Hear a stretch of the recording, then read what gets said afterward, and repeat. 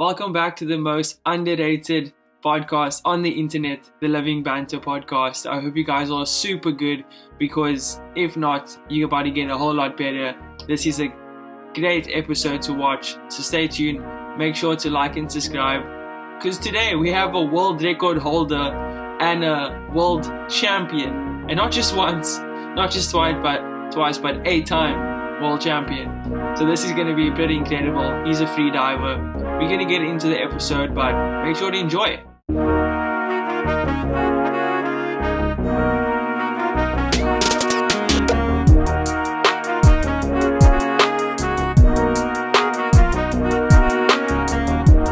Welcome back to the Living Banter Podcast. I hope you guys are good. But today we have a special guest. He's a multiple world record holder, altogether 8-time world champion free diver. Dive to a depth of 180 meters with one breath. This guy is mentally incredible. Alexey Molchanov, welcome to the podcast. Hey guys, hello, thank you. Thanks for having me. Sweet. So you dove, is it to 180 meters depth? That's your world record? That's no, the 180 meters is the last record under the ice. It's a Guinness World Record where you swim the longest distance under the ice and with the fin.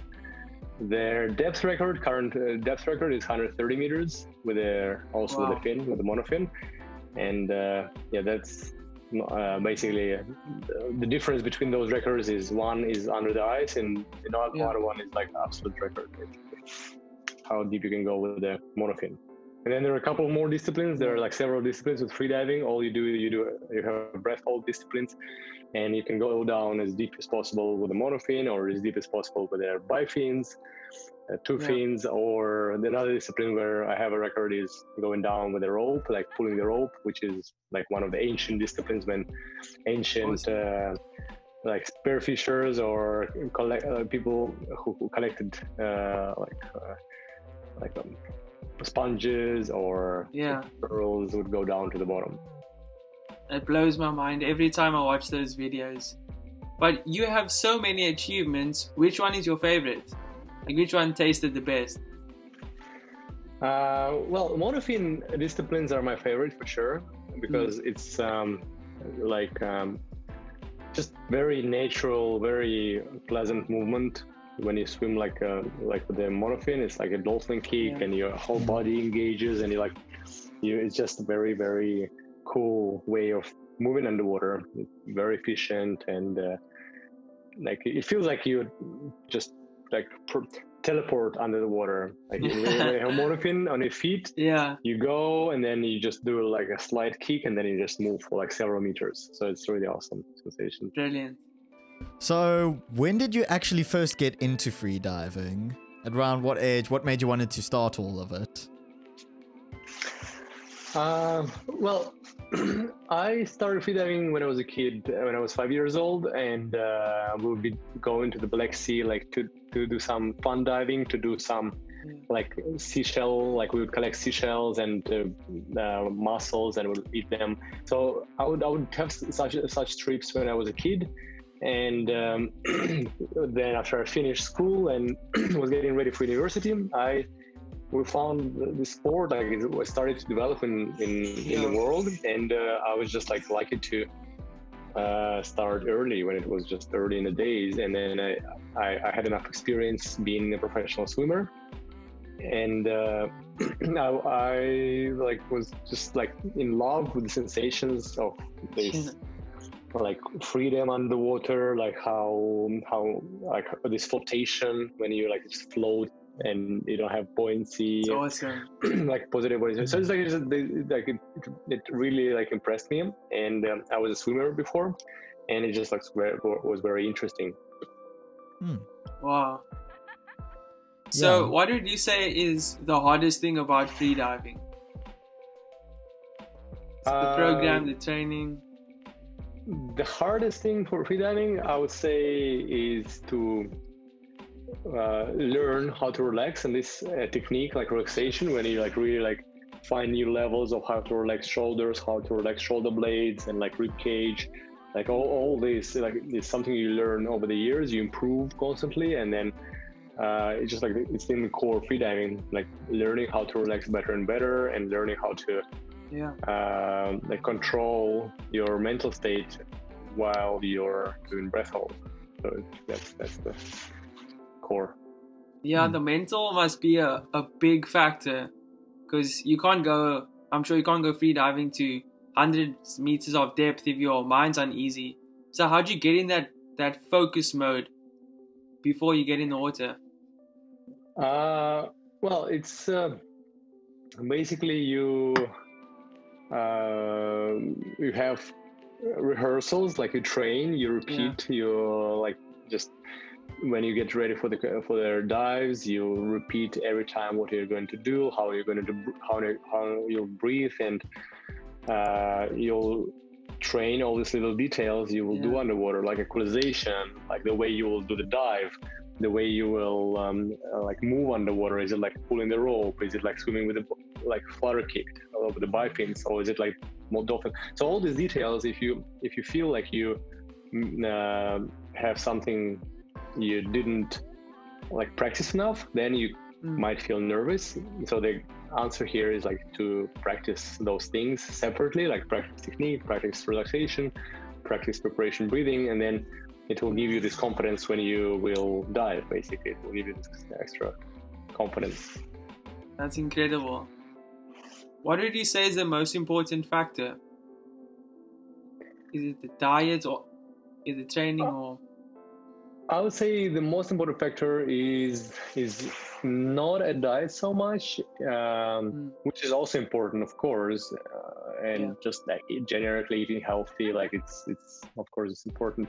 It's more of like approach where you try to approach results without pushing too much. So you need to be smart, like achieving results with breath hold specifically, because if you try to like hold your breath for as long as possible and really like pushing, you will get this mental fatigue really fast. And that's one of the tricky things about freediving.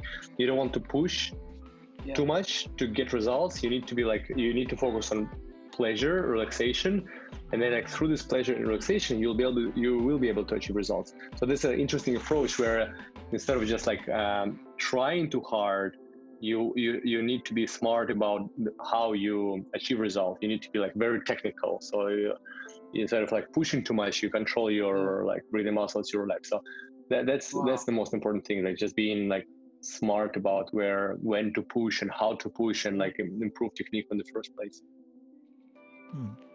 Yeah. So, speaking about like breathing and stuff like that, I watched some of your videos, and there's a certain like breathing technique you do. Can you run us through like what's it called? How exactly does it work?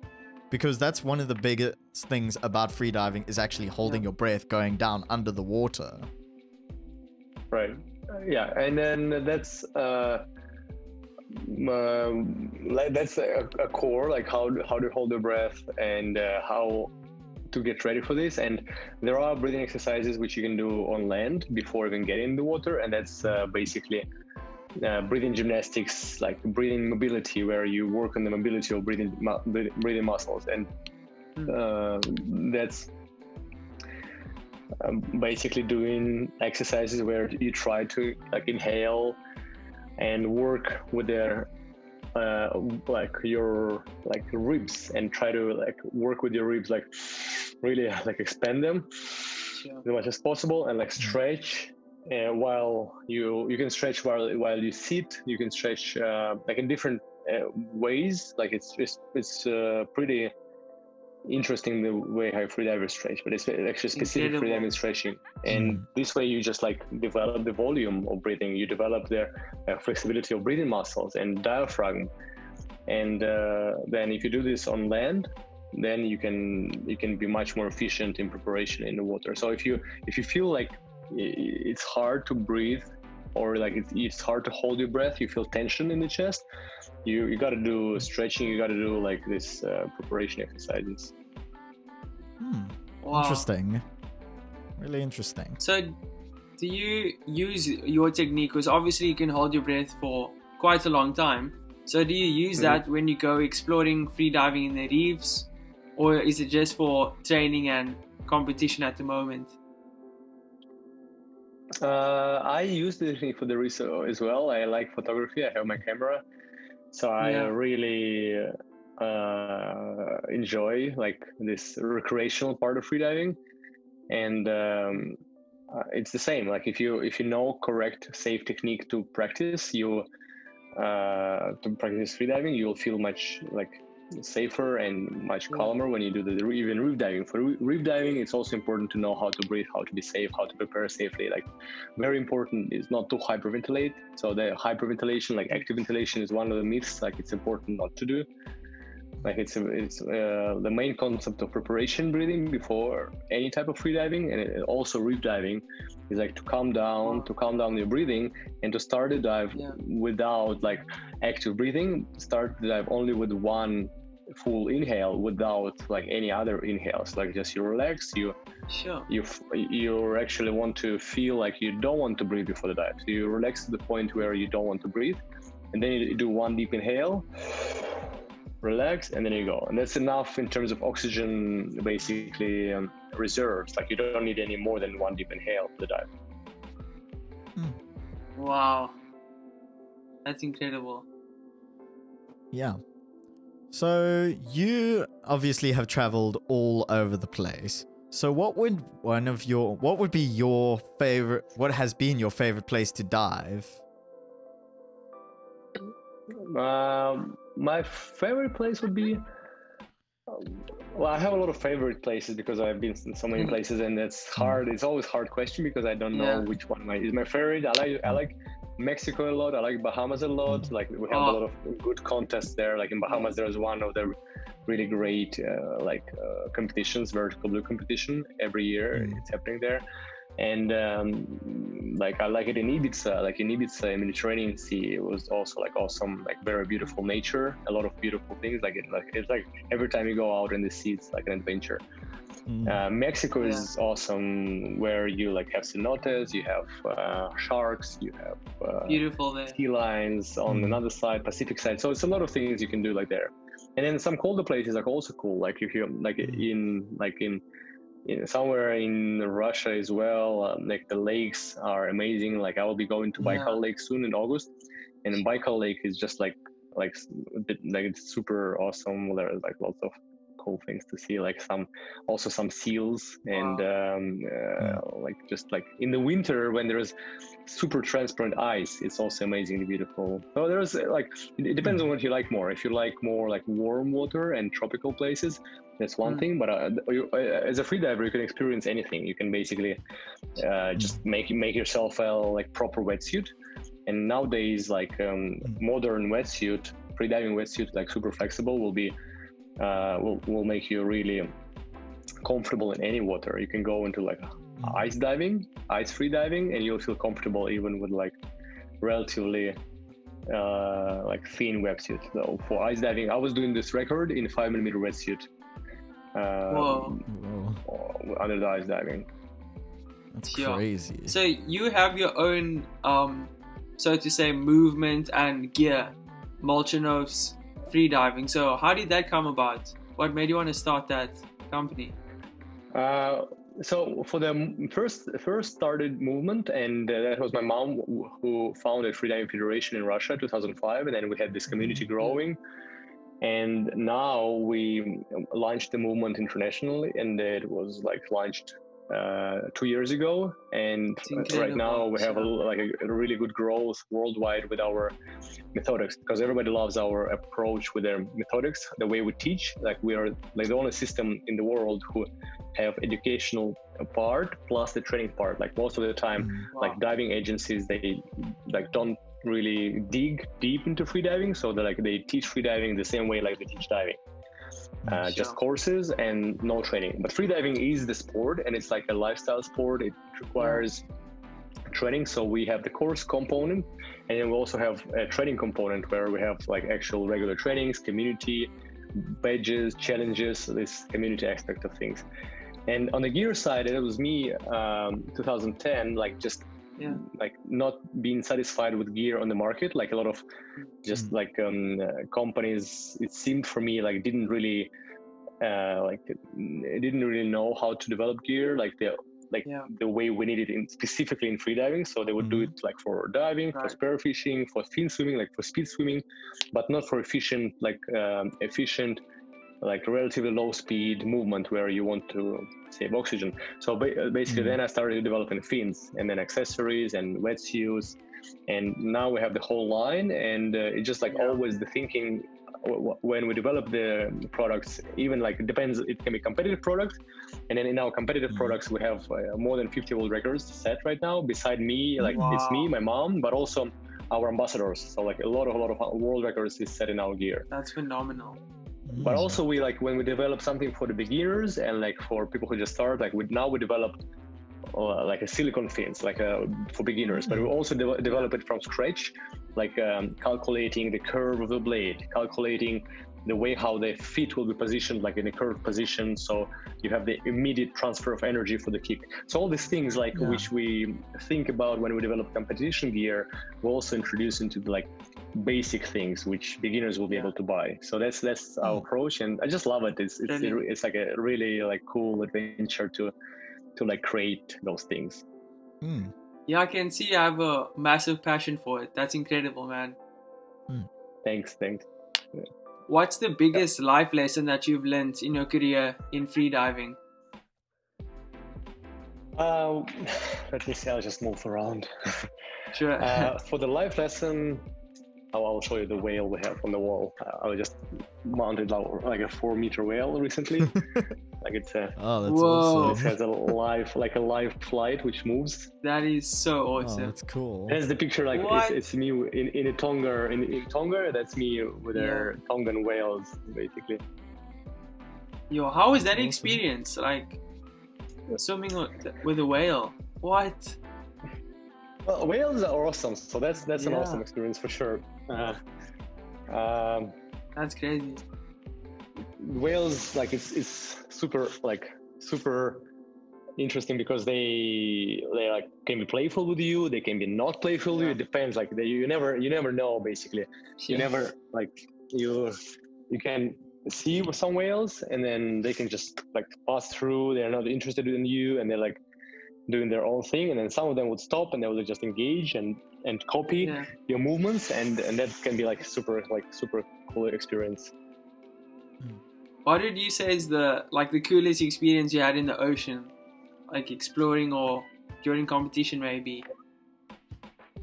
I think the coolest one. Competition is different. Like it's two different directions. Competition is where you have your goals, you achieve them, and this is like motivating. It's motivational, like, and then you motivate a lot of other people. So that's the cool side of freediving, where you inspire people basically. So that's great because you show how it's like done, and then other young freedivers and non-freedivers, they look up to you, and then it's great. Like I can see how my diving motivates people, and it's like super awesome. On their like outside of competition, I think this whale interaction was like one of the highlights of my me freediving. I also like sea lions. Like diving with sea lions is amazing as well. They're very super playful, and I like sea lions a lot.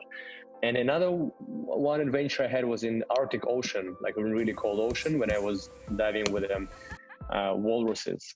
So the walruses, and there was some small walrus with not very big tusks, but like a small ones, and they would come, approach, and they would just like check out what we're doing there. Like I was on one of the islands where like they never saw a human before. It was just like so that was interesting. That's actually phenomenal, because at the end of the day, we in their territory. So it's crazy to see how they react to us. Yeah. But you have achieved so much in the freediving industry and in the whole ocean recreational industry. So what would you say that you'd still want to achieve in the future? In the future, I would want to spread our system and movement like really broadly, and like teach safe freediving and motivate as many people as possible to safely train and safely progress, and like open like more like discover their potential. So a lot of like for a lot of people, freediving just like it's like a discovery of their hidden potential that they didn't know before, and it's very motivational, because when they realize that anyone can do 3-minute breath hold, they can swim like 50 meters or 75 meters on one breath, or dive 30 meters depth on one breath. For a lot of people, it's like motivational. It inspires them and shows them that they can like do a lot of things they thought they couldn't.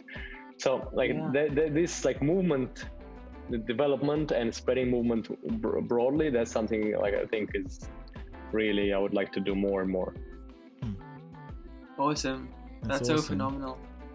And what advice would you give to someone who is wanting to start to get into freediving? Well, the main advice is to, like, if you start, try to find locally some clubs or coaches. Don't try to do it on your own. Like, there are some basic safety rules where you dive always with the body. You want somebody to supervise you always when you freedive. It's a very safe sport, but it has some basic rules where it's like everybody wants to be like under supervision when they're underwater. So that's like, because it's an environment which is not our like natural environment too much, right? So we want to have like this budding, and just in case we like don't feel confident, or we feel like we push like suddenly our breath hold and we like make it unsafe. So we want to have somebody to save us, and that's the basic thing. Like if we do the course with somebody who is certified freediver and instructor, then surely we'll get this knowledge, we'll get the initial experience, we'll understand how to breathe properly, how to prepare properly, and that's the best start. Like, you'll save time, you'll save a lot of like mistakes otherwise you would do if you would not start like with somebody's like qualified. That makes sense. Wow. Yeah, that's awesome, man. Well, Alexey, thank you so much for joining us. We're really thankful for your wise words and advice. You're real inspiration, man. So we're thankful for you joining us on the podcast. So we don't want to keep you for too long. We know you're busy, man. You got places to go. So thank you so much for coming on. Have the greatest day further. See you, bro. Okay, thanks. Thank you. Cheers. Have a good evening.